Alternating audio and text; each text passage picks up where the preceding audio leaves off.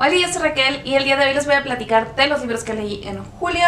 El primero que terminé en ese mes fue A pesar de Camelot, de Verónica Pasos. Este es un libro inspirado en las leyendas artúricas y nos cuenta la historia de Kai, el hermano adoptivo del rey Arturo, justo en el periodo, digamos, previo a ser nombrado caballero. Cuenta sobre su relación con su hermano, su contacto con el otro lado, con el reino de las hadas, y también nos habla de una manera indirecta sobre Arturo, sobre el mago, sobre Merlín y sobre el destino. Las leyendas artúricas se han contado una y otra vez de muchas maneras, incluso retellings, pero nunca había visto que el personaje principal de estas historias fuera Kai. Kai por lo general queda muy secundario en todas las historias, es únicamente eso, el hermano adoptivo de Arturo, un poco bruto, que gracias a que lo hacen caballero y que va a competir en las justas es que Arturo saca la espada de la piedra y ya está, ¿no? En algunos de los cantos artúricos de pronto aparece Kai junto con los demás caballeros, pero nunca es el protagonista de la historia. Y me pareció súper interesante cómo Verónica Pasos explora a este personaje como una excusa también como para indagar un poco más sobre la historia pues del rey Arturo, que ya como que conocemos muchas veces, pero metiéndole ciertos toques originales. También algo que me gusta mucho es que sin ser necesariamente una secuela, también retoma varios de los temas utilizados en su libro anterior, que también habla de los mitos artúricos, que es Noche en Tintagel. Retoma también muchos de los otros elementos de mitos galeses y celtas que tienen que ver con el reino de las hadas y pues con muchos elementos que a mí me gusta mucho leer y que, como digo, me gusta mucho cómo los incorpora Verónica Pasos ahí, porque a pesar de que son elementos obviamente muy utilizados y que mete muy inteligentemente pues toda la investigación que evidentemente ha hecho, crea una historia fantástica,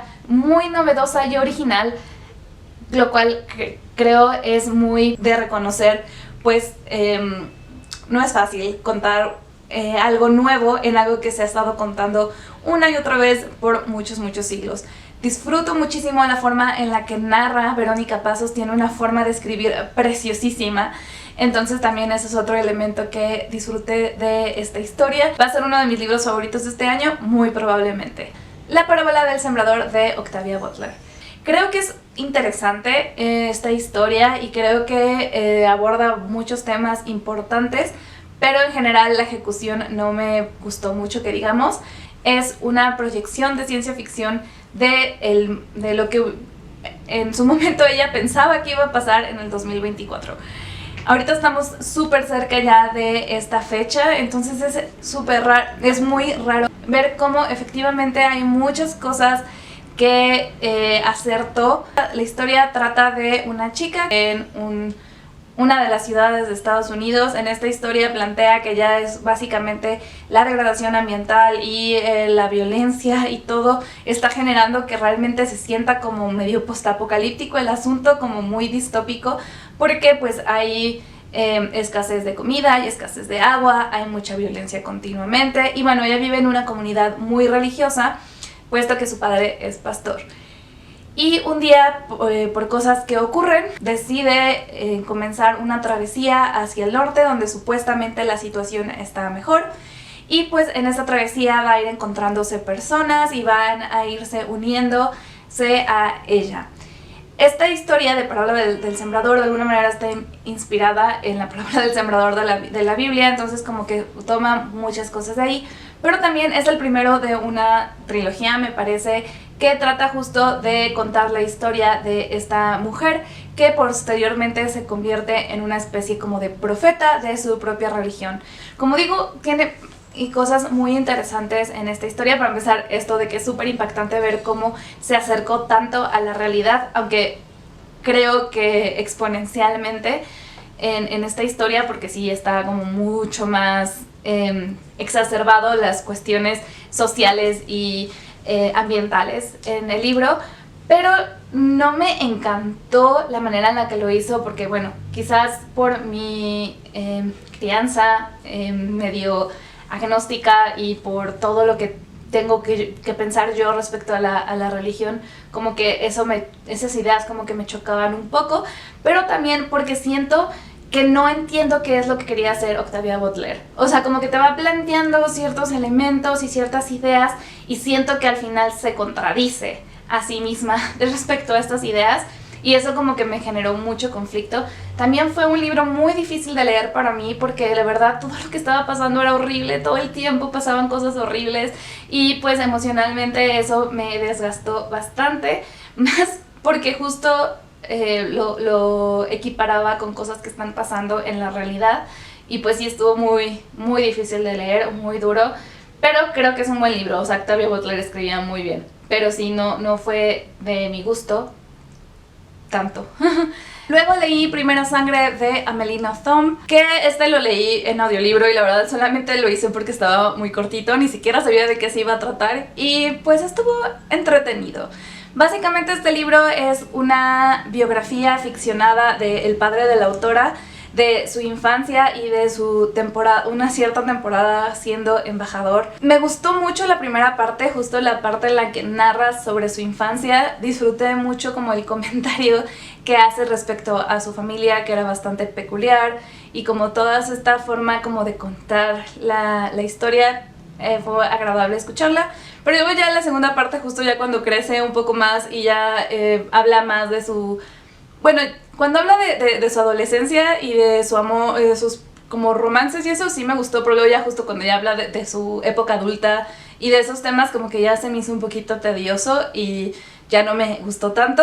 Pero bueno, o sea, fue un libro entretenido, cortito, que no me esperaba leer y pues está bien, supongo. Luego leí este preciosísimo libro que es La casa en el mar más azul, o The House in the Cerulean Sea en su nombre original, que es de T.J. Klune. De este libro había escuchado cosas muy buenas, de hecho ya tenía muchas ganas de leer a este autor. Me intrigaba mucho esta historia porque lo que sabía era que era un hombre funcionario de gobierno que iba a un orfanato en el que habitaban niños mágicos para inspeccionar las cosas y pues acababa como teniendo un romance con el encargado de la casa.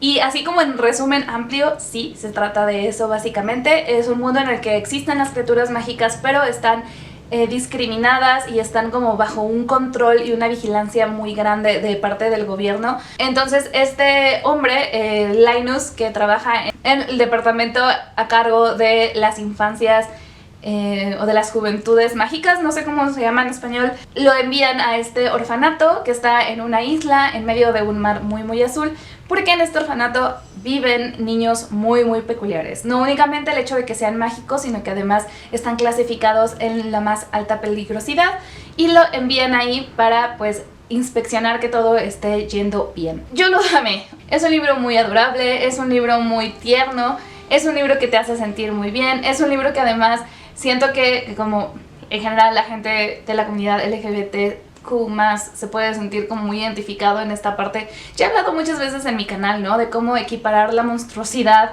y cómo nos identificamos a veces con los monstruos y justo por esta idea de rechazo y miedo y por lo tanto odio a estos seres que simplemente son diferentes. Entonces, bueno, habla bastante de esto. Lo disfruté mucho porque es muy genial la manera en la que Linus va como acercándose a los niños y a el cuidador, y también cómo va cambiando mucho su perspectiva respecto a las cosas que él siempre ha tenido como ciertas ideas como muy cuadradas, y cómo va liberándose a sí mismo, como su crecimiento. Además los niños son preciosos, de verdad me encariñé un montón con todos ellos. Sobre todo mi favorito fue Theodore, pero también, bueno, por supuesto Lucy, y es muy bonito. O sea, es un libro que te hace sentir bien, que te enternece el cocorito, y pues yo amé eso de este libro. Luego también, hablando de enternecer el cocorito, también leí La llegada del cometa de Tove Jansson. De este libro ya les platiqué un montón en el video que hice especial sobre los Moomins, como ir a Valle Moomin con los sentidos al mismo tiempo que estaba leyendo esto, una especie como de reading blog que estoy experimentando con ellos.